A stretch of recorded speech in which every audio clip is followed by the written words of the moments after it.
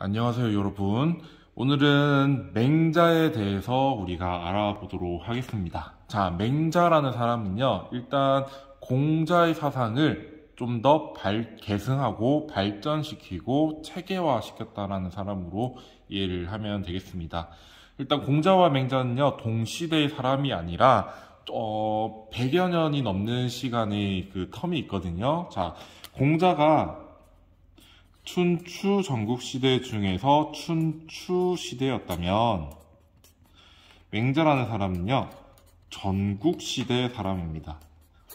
우리가 그냥 흔히 붙여서 춘추 전국시대라고 얘기를 하지만 춘추시대와 전국시대는 조금 시기가 나뉘긴 해요.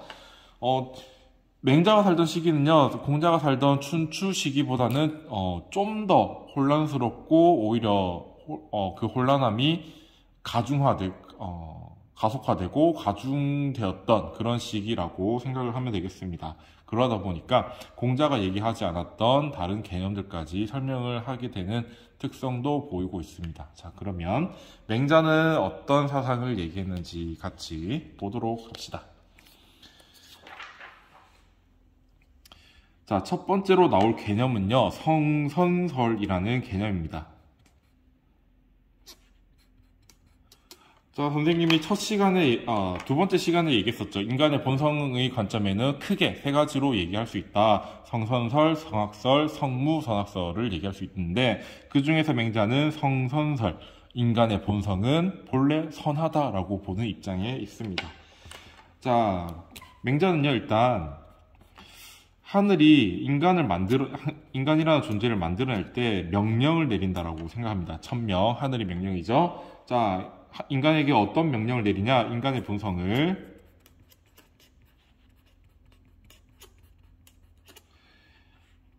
인, 의, 예, 지 이렇게 네 가지 본성으로 본성을 부여했다라고 생각을 하게 돼요. 이래서 이 인의의 지 네 가지를 사덕이라는 표현으로 통칭하기도 합니다. 이 사덕이라는 표현도 이후에 자주 나오는 단어니까 꼭 기억을 했으면 좋겠고요.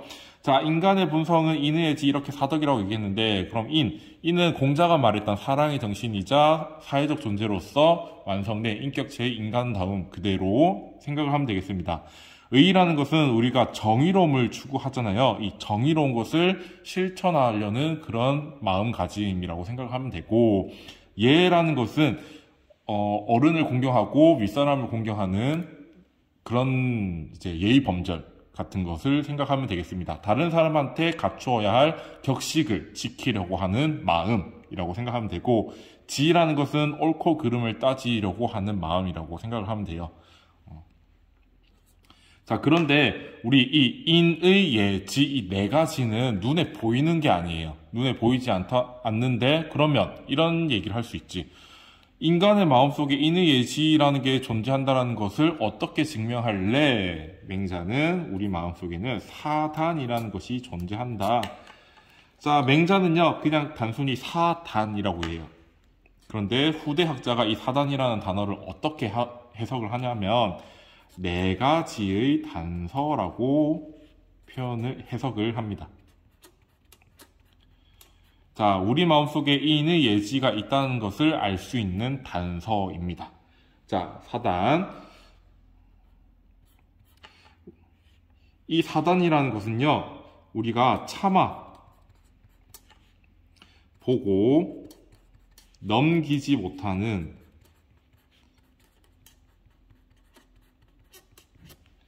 마음으로 드러나게 됩니다. 이것을 한자로는 불인, 심이라고 불러요. 참을 수 없다라는 얘기입니다. 참을 수 없는 마음. 자, 이런 거예요. 여러분들이 집에 가는 길에 횡단보도에서 그냥 신호가 바뀌기를 기다리고 있어요. 그런데 갑자기 옆에서 어린아이가 한 4살쯤, 5살쯤 돼 보이는 어린아이가 신호가 빨간불인데도 차도로 팍 튀어나갑니다. 자, 그런 모습을 봤을 때 여러분들은 딱 이런 마음이 갖게 되는 거죠.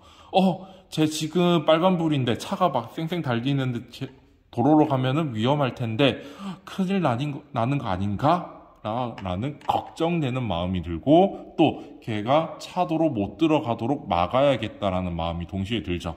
그렇게 우리가 다른 사람이 위험한 순간이나 아니면은 고통스러워하는 모습을 보고 넘기지 못하는 그런 마음으로 표현된다라고 생각하면 되겠습니다. 자, 구체적으로는요, 이 4단에는 어떤 마음들이 포함이 되어 있냐면 측은지심이라는 마음, 수호지심이라는 마음, 사양지심이라는 마음, 그리고 시비지심이라는 마음으로 있습니다. 인간의 마음에는 이런 4가지 마음이 있다라고 생각하면 돼요. 자, 학습지 여러분들 몇 페이지를 보냐면 3페이지 보면 여기 선생님이 적어놨습니다. 측은지심 같이 봅시다. 자, 측은지심이란 남의 고통을 불쌍하고 측은하게 여기는 마음이다. 자, 여러분들이 친구가 굉장히 힘들어하고 슬퍼하는 것을 봤을 때 여러분들이 마음이 좋지 않죠. 그리고 그 친구가 더 이상 슬퍼하지 않고 고통스러워하지 않았으면 하는 마음이 있잖아요. 그런 마음들을 측은지심이라고 표현을 합니다. 자, 수호지심이란 자신의 옳지 못함을 부끄러워하고 남의 옳지 못함을 미워하는 마음이다. 자, 여러분들이 가끔씩 항상 우리는 좋은 행동을 할 수는 없어요. 아무래도 욕구라는 것이 있고 욕망이라는 것이 있기 때문에 가끔 우리가 실수하기도 합니다. 자, 이랬을 때 내가 이런 행동을 하면 안 되는데 이런 행동을 했으면 안 됐었는데 라는 마음이 들죠. 내가 잘못한 것에 대해서 부끄러워하는 마음, 그리고 다른 사람이 잘못을 저지른 것에 대해서 그 사람 자체를 미워하는 것이 아니라 그 사람이 잘못한 것에 대해서 미워하는 그런 마음을 수호지심이라고 표현을 합니다. 자, 사양이란 단어는 우리가 정중히 사양한다는 표현을 쓸 때 한자랑 같은 겁니다. 자, 남에게 양보하며 공경하는 마음을 사양지심이라고 표현을 해요. 자, 시비심. 시비라는 것은 옳고 그름을 한자로 쓴 단어입니다. 그래서 시비지심, 옳고 그름을 분별하는 마음을 시비지심이라고 얘기해요.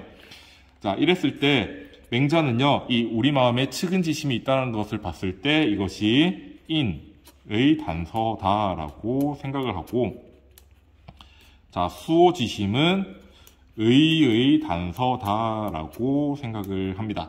그리고 사양지심은 예의 단서, 시비지심은 우리 마음의 본성이 지라는 것이 있다라는 단서가 된다라고 얘기하고 있습니다. 자, 이렇게. 자, 그래서 여러분들 학습지 보면 여기 이렇게 적혀 있죠. 사람은 모두 남에게 참아 얻지 못하는 마음이 있다. 불인인지심이라고 적혀 있는 거예요. 모든 사람이 남에게 참아 얻지 못하는 마음이 있다고 말하는 근거는 지금 사람들이 갑자기 어린아이가 우물에 들어가려는 것을 보고는 모두 깜짝 놀라고 측은하게 여기는 마음을 갖게 되는 것이니, 그렇게 함으로써 어린아이 부모와 친분을 맺으려는 것이 아니며, 그렇게 함으로써 친구들에게 명예롭게 되고자 하는 것도 아니며, 비난하는 소리를 듣기 싫어서 한 것도 아니다. 즉 우리가 어떤 좋은 행동을 했을 때 그것이 또 다른 사람이 위험하거나 아니면 걱정이 되는, 우려가 되는 그런 상황을 봤을 때 왜 측은하게 여기고 수호지심을 느끼게 되는지, 사양지심, 시비지심을 느끼게 되는지를 얘기하고 있는 겁니다. 우리 마음에는 이런 사단이 있기 때문이다 라고 표현을 하고 있는 거죠. 어떤 이익이 없더라도.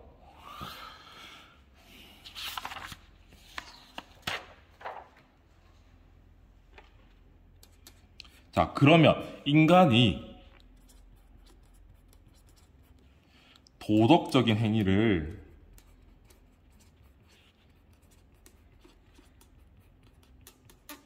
판단하고 실천할 수 있는 이유는 무엇인가?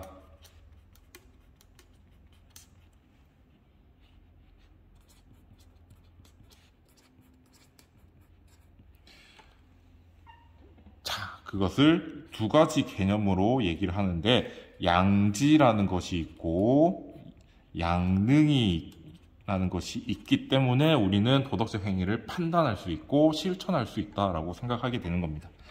자, 각각 볼게요. 자, 양지란 무엇이냐? 우리가 생각하지 않아도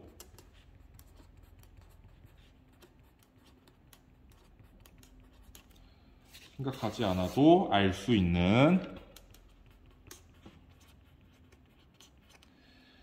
선천적인 도덕적 지각 능력을 얘기합니다. 자, 우리는 앞으로 이것을 선한 행동이라고 판단해야 돼. 우리는 앞으로 이것을 나쁜 행위라고 판단해야 돼. 해서 저것은 옳은 거야, 저것은 나쁜 거야 생각하는 것이 아니라 그냥 우리가 딱 봐도 저 행동은 옳은 행동이구나.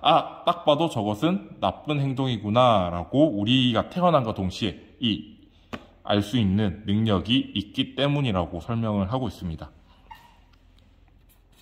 두 번째, 양능. 배우지 않아도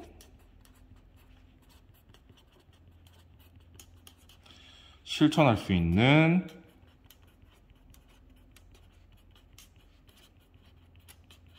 선천적인 도덕적 실천 능력을 양능이라고 얘기합니다. 자, 여러분들 4살, 5살짜리 아이만 본다고 하더라도 누군가가 가르쳐 주지 않았는데 옆에 있는 친구를 도와주려는 그런 모습들을 볼 수 있습니다. 누군가가 가르쳐 주지 않았어요. 그럼에도 불구하고 인간은 도덕적 행동을 할 수 있더라. 왜? 인간은 양능이라는 배우지 않아도 실천할 수 있는 선천적인 도덕적 실천 능력이 있기 때문에 인간은 도덕적 행위를 실천할 수 있게 되는 거다라고 얘기합니다. 그래서 앞에 말했던 사덕이라는 것이 인간의 본성으로서 천명을 받았고, 그 사덕이라는 것은 우리가 눈으로 볼 수 없으니까 근거를 한번 찾아보자. 맹자가 찾아보니까 인간의 마음속에는 4가지의 굉장히 선한 마음이 있더라. 직은지심, 수호지심, 사양지심, 시비지심 4가지 마음이 있었어. 그리고 양지, 양능이라는 도덕적인 지각 능력과 실천 능력이 있기 때문에 인간의 본성은 선하다라고 결론을 내리는 겁니다.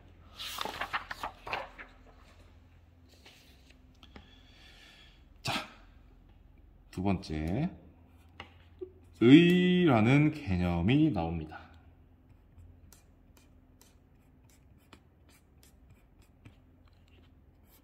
우리가 정의롭다라고 얘기할 때 쓰는 한자입니다.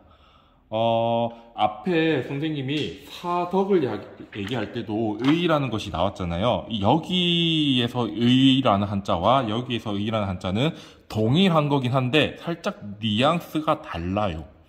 자, 여기서는요, 우리가 정의로운 것을 실천하려는 마음가짐이라고 생각을 하면 되겠고, 여기서 말하는 의는 정의 그 자체라고 생각을 하면 되겠습니다.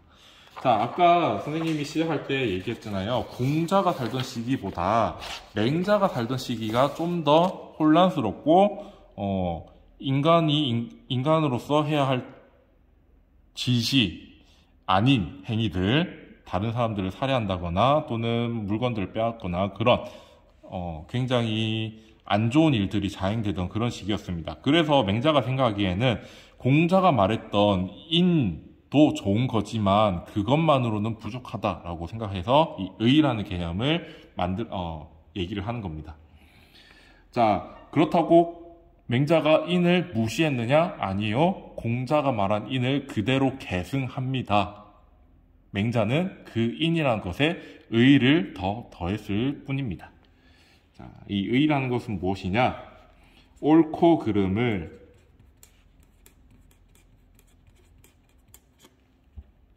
구분하는 사회적 정의이다. 정의 그 자체라고 얘기를 했습니다. 그래서 맹자는 의만 중요시하는 것이 아니라 인과 의, 선생님은 한자로 쓰는 게 더 편하다 보니까 계속 한자 쓰게 되네요. 모두 중요하다. 인의 모두 중요하다. 라고 얘기하고 있습니다. 자, 그리고 어느 정도로 중요하냐라고 얘기한다면 사생치의라고 얘기합니다. 이 단어 혹시 들어본 친구도 있을 수가 있는데, 내가 죽음을 불사하더라도, 내가 내 생명을 버린다고 하더라도 의로움을 취해야 한다라고는 얘기입니다. 그만큼 의로움이란 것이 중요하다라고 강조하고 있는 거예요.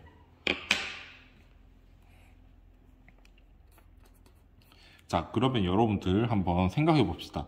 의로움이란 건 좋은 거 알죠? 여러분들 다 의로움이 다 필요하고, 이 사회에서는, 또 여러분들 인생에서는 의로움이란 게 중요하다는 것을 알고 있어. 자, 그런데 어떤 사람이 평소에는 의로운 행동을 한 번도 하지 않다가 딱 살면서 한 번 정의로운 행동을 했습니다. 그러면 그 사람은 정의로운 사람이 될까요? 우리가 그 사람 보고 정의롭다라고 얘기할 수 있을까요?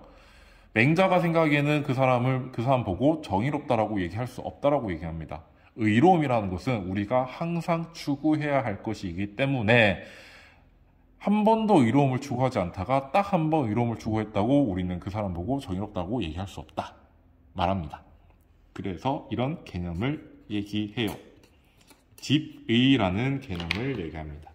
자, 맹자가 모의고사나 수능에서 나오면 이 집의라는 개념을 종종 물어보기도 합니다. 집의가 뭐냐? 모일집입니다. 모일집. 우리가 집합이라는 단어를 쓰기도 하죠. 모일집인데 의로움을 모은다라는 얘기입니다. 즉, 우리가 일상생활 속에서 살아가면서 의로운 일을 꾸준히 실천하는 겁니다. 이것을 집의라는 개념으로 표현을 합니다. 자, 우리가 의로운 일을 꾸준히 실천하다 보면요, 굉장히 좋은 기운이 우리 속에 들어오게 됩니다. 그것을 호연지기라고 얘기하는데, 정확히 쓰면은요, 지극히 크고 굳세며 올곧은 도덕적 기계를 얘기하는 겁니다. 이 호연지기도 자주 물어보는 편입니다. 자, 정말 여러분들 살면서 의로운 사람, 항상 의로움에 가득 차 있는 사람을 보면요, 다른 사람에서 느끼지 못하는 그런 분위기라든가 그런 기운 같은 게 느껴져요. 그런 것을 맹자는 호연지기라고 표현을 합니다. 자, 그런데 여기 굳세며 올곧다라는 얘기는 어떤 얘기냐면요, 딱 어떤 사람이 특히 좀 계산적이고 이기심이 많은 그런 사람이 갑자기 접근을 합니다. 야, 너 의로운 일 행동하지 말고 내가 지금부터 나쁜 일을 할 건데 딱 한 번만 눈 감아줘 라고 이제 딜을 실천합니다. 딱 한 번만 눈을 감아주면 내가 너한테 1억을 줄게 라고 꼬십니다. 자, 그런데 호연지기를 가지고 있는 사람은 그런 유혹에 속아 넘어가지 않습니다. 왜? 그것은 의로운 행동이 아니기 때문에. 그렇기 때문에 흔들리지 않는다라는 말로 굳세며 올곧다라고 표현을 하는 거죠. 그리고 도덕적 기계다. 자, 이런 호연지기를 기르게 되면 맹자가 말하는 이상적 인간상에 도달하게 되는데, 그런 사람을 우리는 대인 또는 대장부라고 부릅니다. 이 대인과 대장부는 다른 그냥 표현을 종종 다르게 할 뿐이지 똑같은 존재라고 생각하면 돼요. 유사하게 군자 또는 성인이라고 생각을 하면 돼요. 맹자는 굉장히 여러 가지 단어로 이상적 인간상을 표현을 하거든요. 근데 유교에서 대체로 말하는 군자, 성인과 비슷한 그런 느낌이라고 생각하면 될 것 같습니다. 대인, 대장부.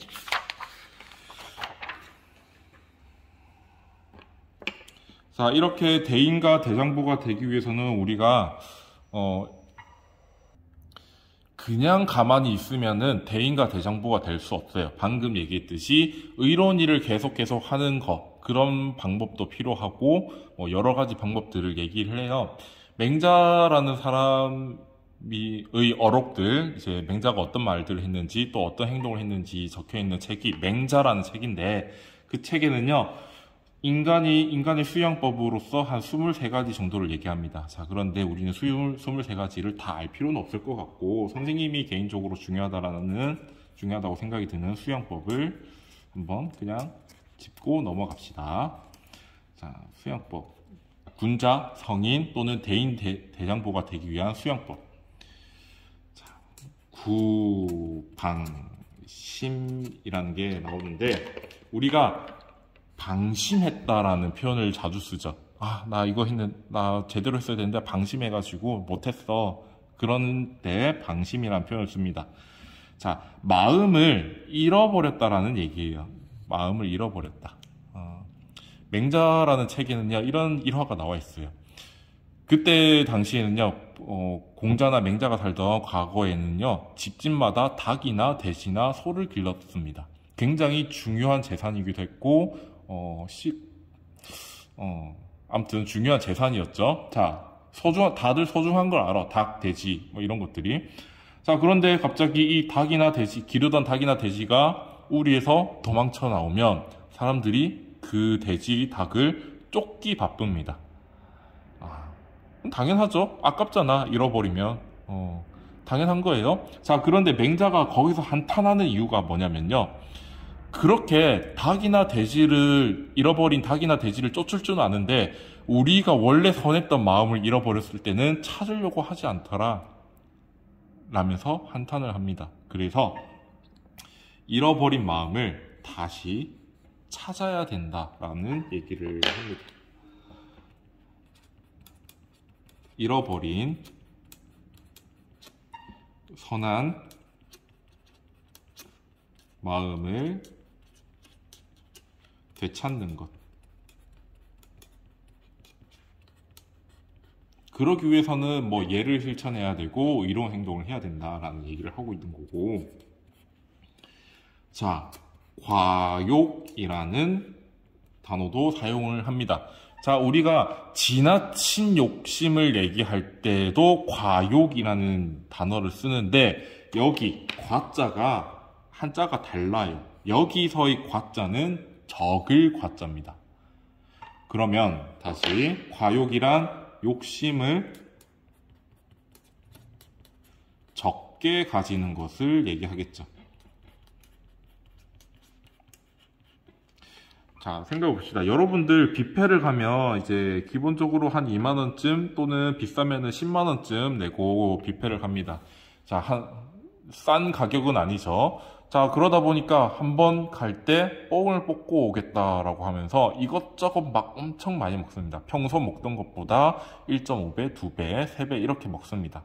자, 그런데 여러분들 경험해봤는지 모르겠지만 배가 70%, 80%쯤 차면은 딱 적당히 기분 좋을 정도로 배가 채워집니다.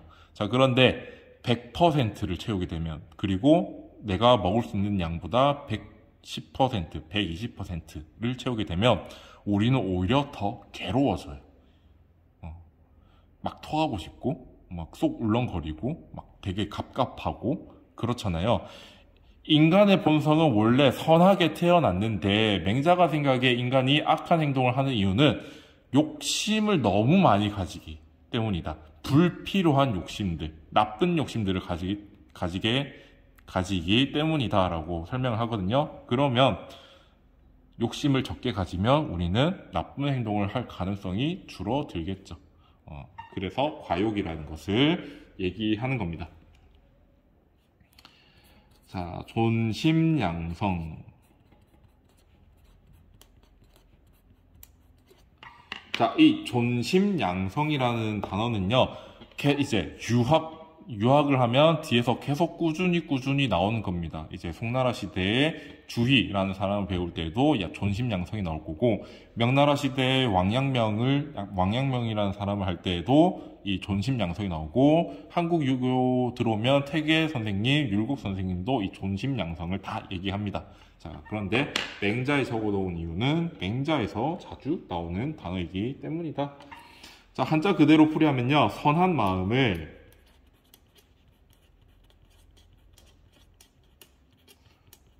보존하고 마음을 보존한다라는 얘기죠. 그리고 선한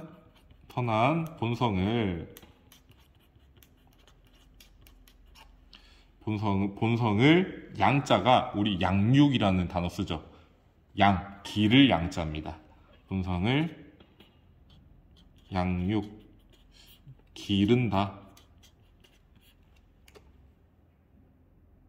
라는 의미입니다. 그래서 우리가 꾸준히 나의 마음을 계속 반성하고 성찰하고 혹시 내가 나쁜 일을 하지 않았는지 살펴보는 그런 것들을 다 포함하는 좀 포괄적인 개념입니다.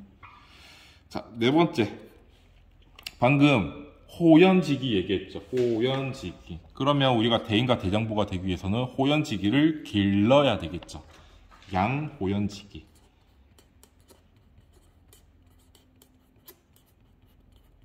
구체적으로는 이게 집의가 되겠죠. 그 외에도 이제 존야기, 우리 새벽에는 공기가 굉장히 맑잖아요. 그래서 새벽의 맑은 기운을 항상 24시간 내 몸 안에 담아둔다. 뭐 그런 식의 수양법들도 얘기하는데 우리는 그냥 이 정도 한번 눈으로 익혀두고 가면 되겠습니다.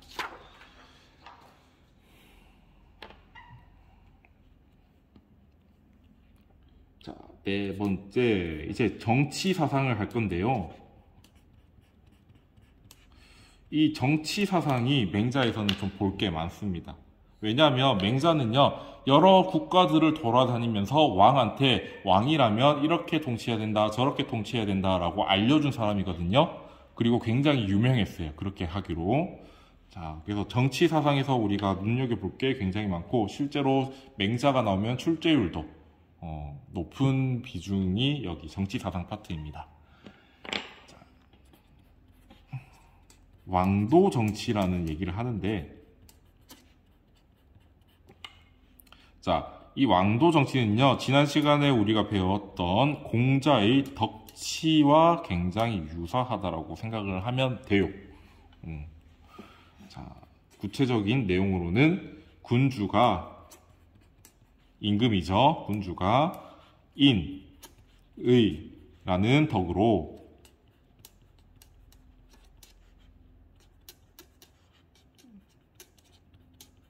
통치하라는 얘기입니다. 자, 인의, 옳고 그름을 따지고 또 다른 사람을 사랑한다는 얘기죠. 군주는요, 모든 백성들의 아버지라고 생각할 수 있습니다.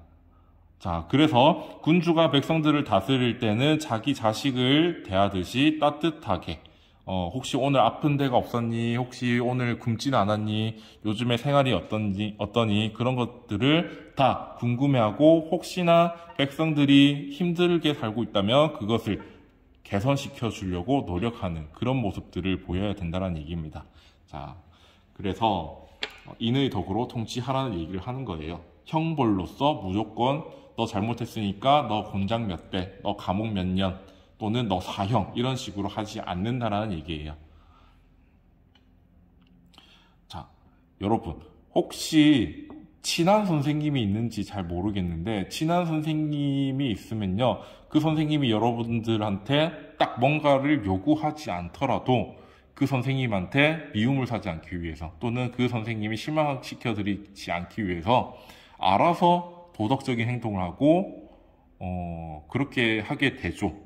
자, 군주가 백성들을 따뜻한 마음으로 다스리게 된다면 백성들은 형벌로서 가하지 않더라도 알아서 도덕적인 행동을 하게 될 거라는 믿음이 담겨 있습니다. 자, 그래서 어떻게 나오느냐, 여민동락이라는 것으로 나옵니다.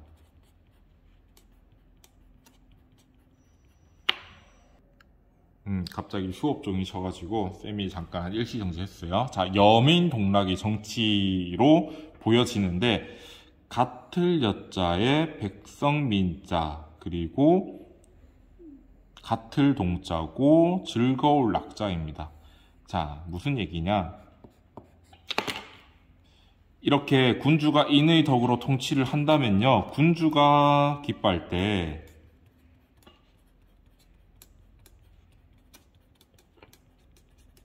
백성들도 기뻐합니다.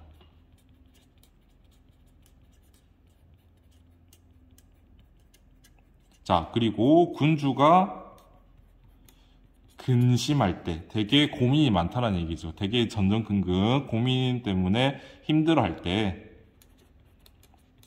백성들은 어떻게 된다? 우리 군주가, 우리 임금이 왜 저렇게 힘들어할까? 뭐가 저렇게 고민일까? 같이 고민하게 되는 거예요. 자, 군주가 고민하는 이유가 뭐겠어? 인의 덕으로 통치하는 군주가 근심하는 게 뭐겠어? 백성들을 어떻게 하면 더 행복하게 살 수 있게 할까를 고민하겠죠. 그런 것 때문에 근심하겠죠. 그러면 군주가 근심하는 것을 보고 백성들도 따라서 근심하게 된다.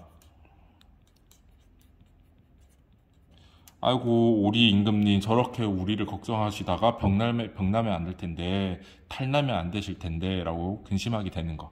그래서 좋은 거죠. 여민동락의 정치로 나타난다는 거는. 자, 여러분, 맹자할 때 이것은 꼭 반드시 알아야 된다라고 생각을 합니다. 이 항산항심이라는 개념인데요. 자, 여러분들이 만약에 돈 한 푼 없고 누군가가 밥을 주지도 않고 그럴 때 일주일 동안 쫄쫄쫄 굶었어. 배가 엄청 고프겠죠. 자, 그렇게 일주일 동안 굶어가지고 배가 너무 고파. 이럴 때도 여러분들 남의 물건을 절대 훔쳐서는 안 된다를 실천할 수 있을까? 여러분 하루 이틀은 굶는 게 참을만 해요. 자, 그런데 일주일이나 굶으면요 슬슬 사람이 미쳐갑니다. 쌤 경험이에요. 사람 미치기 시작하거든요. 그리고 아무 의욕도 없어. 자, 이때 여러분, 제 일반적인 사람이라면 자신의 일주일 동안 굶었던 그 배고픔을 해소하기 위해서 다른 사람의 물건을 훔칠 가능성이 높아지죠. 일단 내가 살고 보자. 그런 마음이 들 수 있잖아요. 자, 그것과 관련된 얘기를 하는 겁니다. 항산항심이란 것은요, 우리가 도덕적인 마음을 항상 가지고 있기 위해서는 항상 일정한 재산이라던가 또는 그 생업이라는 것이 존재해야 된다는 얘기예요. 자, 백성들은 항상 일정한 생업 또 재산 있어야 항상 선한 마음을 유지할 수 있다.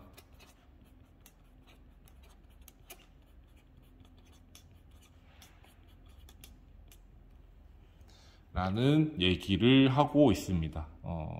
그래요. 자, 그리고 이것이 왕도 정치의 시작이다.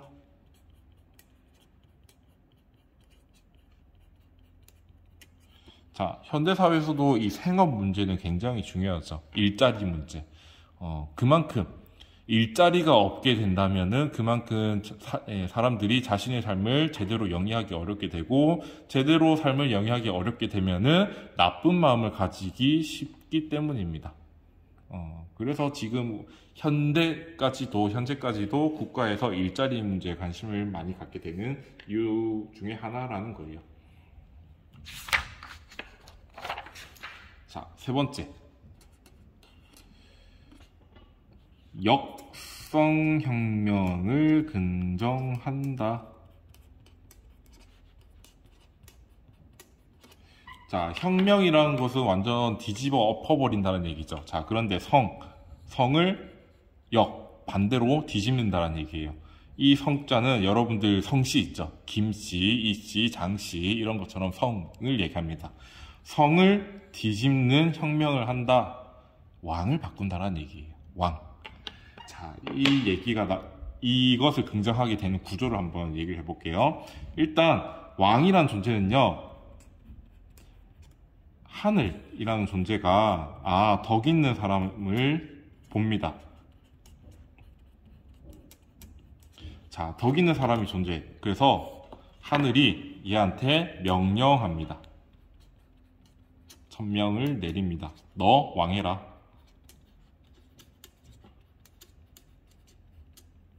자, 그런데 천명의 내용 중에 하나가 뭐였죠? 제 역할을 다 하라는 내용이 들어가 있었죠. 자, 그래서 이 하늘이 덕 있는 사람한테 왕을 시킨 이유는 네가 덕을 발휘해서 백성들을 따뜻하게 통치해라, 다스려라 라고 이제 명령을 내리는 겁니다. 자, 그런데 이 사람이 왕 노릇을 제대로 못했을 때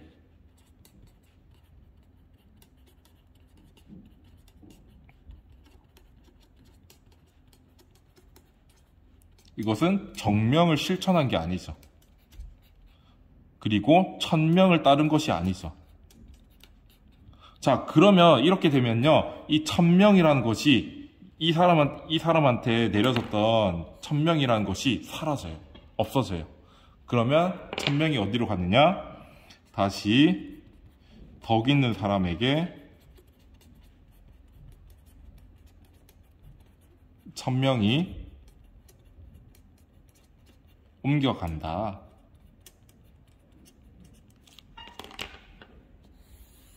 이런 구조입니다. 자, 여러분들 고려시대 말을 배웠을 거예요. 고려시대 말. 자, 고려시대 말은 굉장히 혼란스러웠던 시기고 왕들이 왕노릇을 제대로 못했던 시기입니다.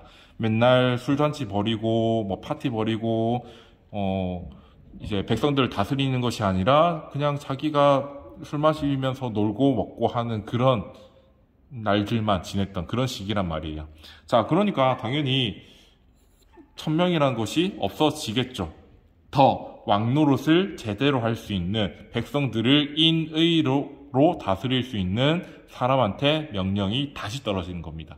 그래서 조선을 세운 왕 누구죠? 이성계라는 사람한테 천명이 내려지고 그 사람 보고 네가 백성들을 인의라는 덕으로 통치해라 명령이 내려진 거라고 설명을 합니다.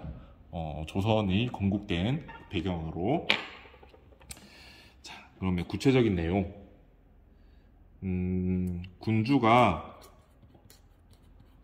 군주답지 못하면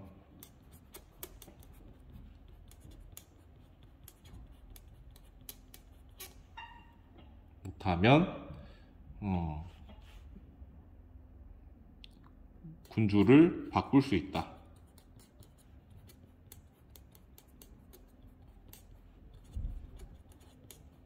라는 얘기입니다. 이렇게 얘기를 하고 있어요. 자, 또 한 가지 마지막으로. 이것도 좀 종종 나오는 것 같아요. 맹자의 성선설.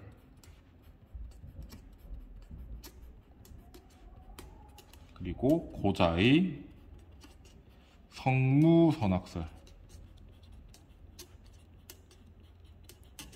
자, 이 고자라는 사람이 실제 인물인지는 아직 모릅니다. 다른 문헌에는 이 고자라는 사람이 나오지 않아요. 맹자라는 책 안에서만 이 사람이 맹자와 논변을 했다라고 기록이 되어 있거든요. 그래서 실존 인물인지는 모르겠는데 아무튼 맹자라는 책에서는요, 맹자와 고자가 인간의 본성에 대해서 많은 얘기를 합니다. 자, 그러면 고자라는 사람에 대해서 한번 얘기를 해봅시다. 자, 고자라는 사람은 고자왈. 인간의 본성은 이게 성자예요. 본성은 식욕과 색욕밖에 없어. 자, 식욕, 먹는 욕구, 먹고자 하는 욕구, 색욕, 아름다운 것을 추구하는 욕구.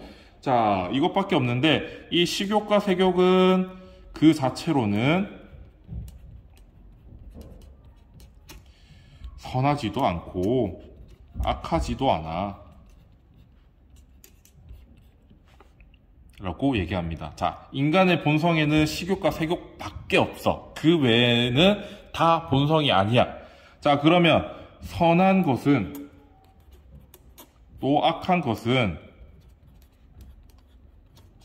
후천적인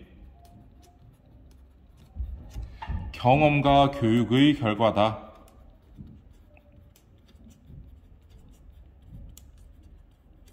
라고 얘기하는 게 고자의 성무선악설입니다. 자, 그러면 맹자가 여기에 대해서 반박을 하겠죠. 맹자왈. 근데 고자가 말하는 것도 어느 정도 인정을 해요. 자, 식욕과 색욕은 그래, 인간의 속에 있어. 자, 그런데 한번 생각해봐. 식욕과 색욕은 인간만이 가지는 건가? 동물도 있지 않아? 인간과 동물이 모두 가지고 있잖아. 그러면 그것을 모든 존재들이 가지고 있다면 그게 인간의 본성이라고 얘기할 수 있을까? 아니야.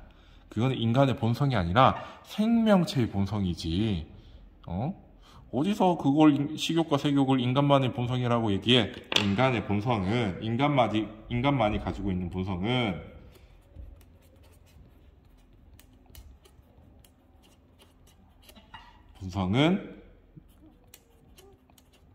선해, 도덕적이야 라고 얘기하고 있습니다. 자, 그래서 이 고자라는 사람과 맹자라는 사람이 서로 각각 비유를 들면서 얘기를 해요. 자, 학습지 4페이지 제일 위쪽에 있는 내용입니다. 자, 선생님이 두 가지를 얘기했어요. 버드나무와 관련된 얘기, 물과 관련된 얘기를 하고 있는데, 자, 여러분 물과 관련된 거 한번 봅시다. 고자가 이렇게 얘기해요. 본성은 고여있는 물과 같다. 동쪽으로 터주면 동쪽으로 흐르고 서쪽으로 터주면 서쪽으로 흐른다. 사람의 본성에 선과 불선의 구분이 없는 것은 마치 물의 동쪽과 서쪽의 구분이 없는 것과 같다. 무슨 얘기냐면요. 고자가 생각하기에 인간의 본성은 물과 같아서 악하게 행동하게끔 교육을 한다면 악한 행동을 하게 되는 것이고, 선하게 행동하게끔 교육을 받는다면 선하게 되는 거야. 후천적으로 선악이 만들어지는 것이지 선악이라는 것은 인간 본성에 원래 있던 게 아니야 라고 말하고 있습니다. 자, 그런데 맹자가 이렇게 비판을 해요. 물에 동쪽과 서쪽의 구분이 없는 것은 맞아. 그래. 인간은 환경의 영향을 받기도 하니까. 하지만 위아래의 구분도 없는가?